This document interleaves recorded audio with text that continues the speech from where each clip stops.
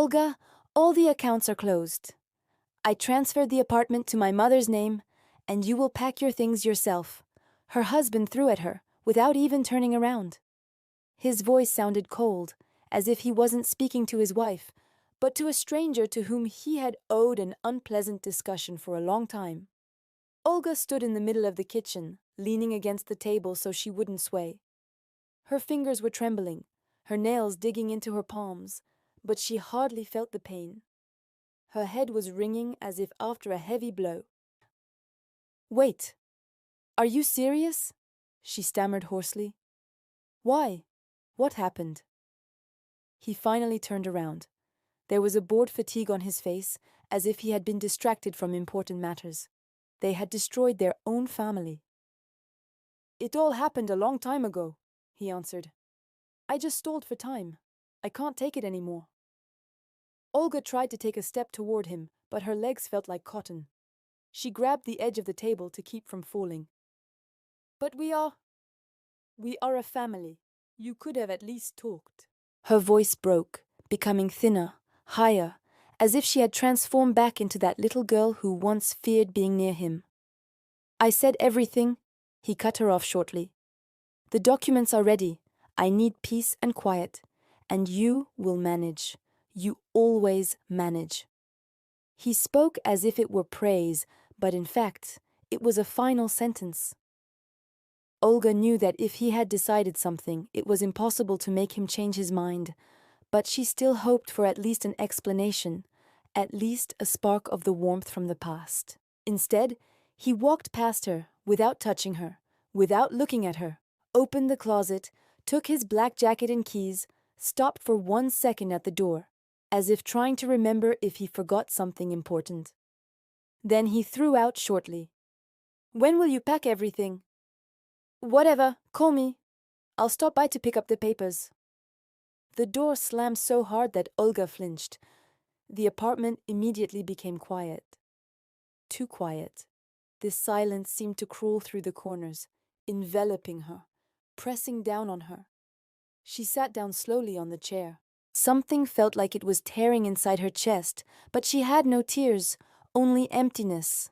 Emptiness and a disorientation in which it was impossible to find either the beginning or the end. How so? Yesterday he was still laughing, hugging her, asking if she was hungry. And today it is as if he is a stranger. Olga ran her hand over the table, trying to hold on to something, to hold on to reality. But the room around her seemed foreign, as if she had just been evicted from her own life. He didn't even allow her to keep the memory. Olga woke up because of the silence. Strange, because usually the sound of the boiling kettle or his footsteps in the hallway as he prepared for work would wake her. Today, nothing. No movement, no sound, no smell of fresh coffee. At first, she didn't understand where she was. The ceiling seemed higher than usual, the room colder. Then memory rushed back, like freezing water. His words, his gaze, the door closing. He had truly left. Olga sat up abruptly in bed. Her gaze fell on the closet. Half of the shelves were empty. Her husband had taken his clothes, his suits, his shirts, even the old sweater she had once bought him for an anniversary. Everything had disappeared. The room looked as if someone had cut a person out of it. She stood up slowly. Her head was buzzing. Her hands and feet were heavy, as if she hadn't slept, but had fallen into a pit and tried to climb out of it. In the kitchen, it was even worse. On the table was just one glass, hers. The second one had disappeared. His mug had disappeared too. The void was everywhere, wherever you looked, as if he had meticulously cleaned the traces of his presence. Olga mechanically turned on the kettle, but turned it off immediately. What for? She felt no taste, no desire, no strength. She sat on the chair and looked out the window. The morning was gray, as if the weather had adapted to her state. The phone lay nearby. The screen was clean, no messages, no missed calls, but she still picked it up again and again, as if hoping the device was mistaken. He could have changed his mind. He could have written. He could have... But he didn't write. She closed her eyes and tried to remember yesterday evening, to remember at least one clue. Coldness, a sign that everything was coming to an end. But nothing. He had been usual. He hadn't been rude, hadn't argued, hadn't avoided her, had even smiled. When she was telling him about the new exhibition, how can you live next to a person and understand nothing? Suddenly, a knock was heard at the door. Olga flinched so hard she dropped the phone. Her heart was beating somewhere in her throat. Maybe he came back? She whispered to herself, although she knew it wasn't possible. She walked slowly to the door, as if every step was full of lead. Her fingers trembled when she turned the handle. On the threshold stood Irina, her sister, disheveled, with red eyes as if she hadn't slept all night. "Olga," she said quietly, and her voice sounded as if she herself was afraid. "He called me. He told me it was over." Olga closed her eyes. The words she had tried to keep inside burst out. "He didn't even explain anything to me," she whispered. "He just said it and left, as if I were a nobody." Irina hugged her tightly. "You are not a nobody. It's him. He decided this. But that doesn't make you any worse." Olga hid her face in her shoulder, and for the first time in all these hours, the tears flowed on their own, without effort, without resistance. They flowed for a long time, hot, as if the body had finally decided to release everything. "Tekeshoka, I will help you pack the things. You don't have to go through this alone." Olga wanted to say she would manage alone, that everything was normal, that it wasn't the end of the world, but the words got stuck in her throat. She just nodded. Irina entered the apartment, closed the door, and for the first time in 24 hours, Olga felt not emptiness, but at least some warmth, small but real. Olga stood in front of the open closet in the bedroom. Irina was silently sorting the boxes, carefully folding the dresses, sweaters, old t-shirts. It seemed the things had become heavier in that hour, as if they were soaked with pain. "Are you sure you want to do this now?" Irina asked softly. Olga nodded, although she wasn't sure herself. It was just that if she stopped, if she allowed herself to sit down, to think, to breathe, everything would collapse. She needed movement, any kind, just not to hear her own thoughts. She took a blue box from the top shelf. Once, letters were kept there, the ones from the beginning when they had just met, and he would write her long messages full of tenderness. Now the box was empty. He had taken them, even that. "God!" Olga exhaled, feeling a wave rising in her chest again.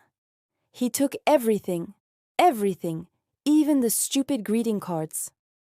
Irina approached. Maybe he simply wanted to close this chapter for himself, and he forgot to close it for me. Olga smiled bitterly. Or he left it for last on purpose. On the nightstand lay his pen, small, silver, with a warm memory, a gift for their first anniversary. Olga ran her finger over the metal. Inside a phrase was engraved. 2 years ago, always close. "Paradox, yes," she uttered quietly. "Always close until he gets bored." Irina couldn't find words. She simply took the pen and put it in the box, as if saving Olga from a burn. Olga moved to the dresser, opened the top drawer.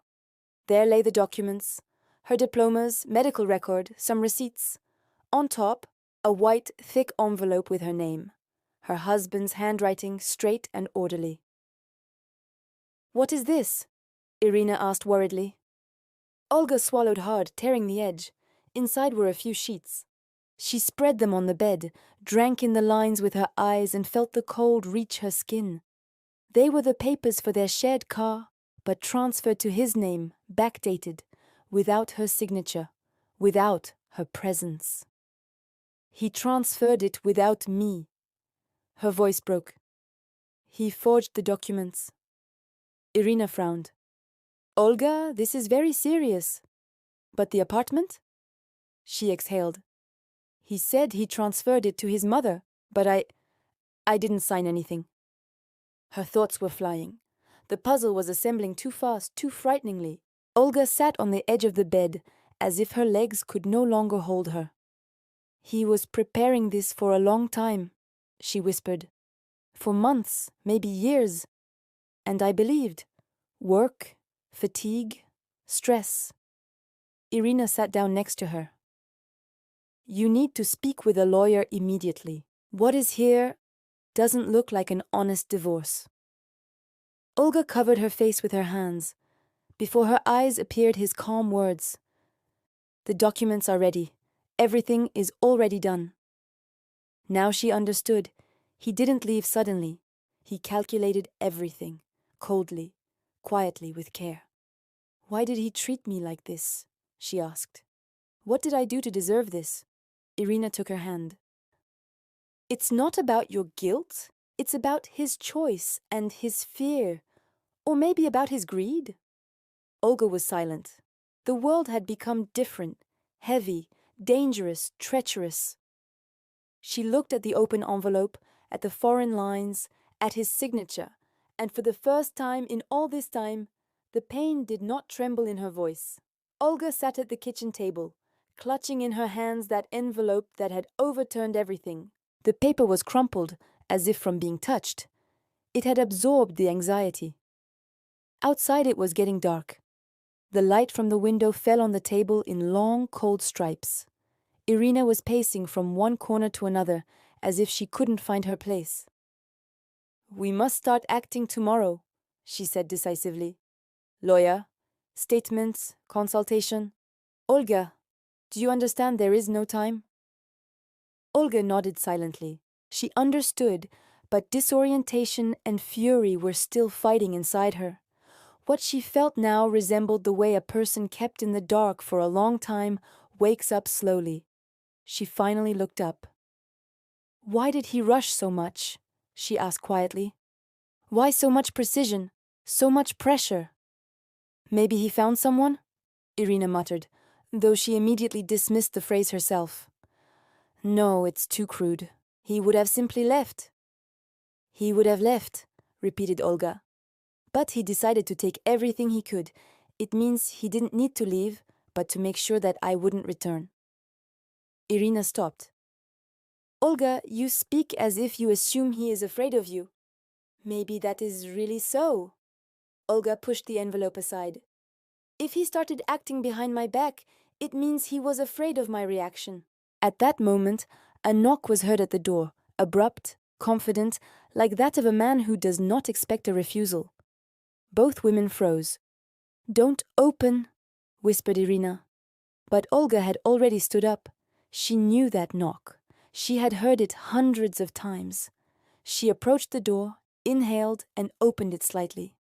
On the threshold stood him, her husband, the former one, although she hadn't gotten used to this word yet. He looked too calm, too sure.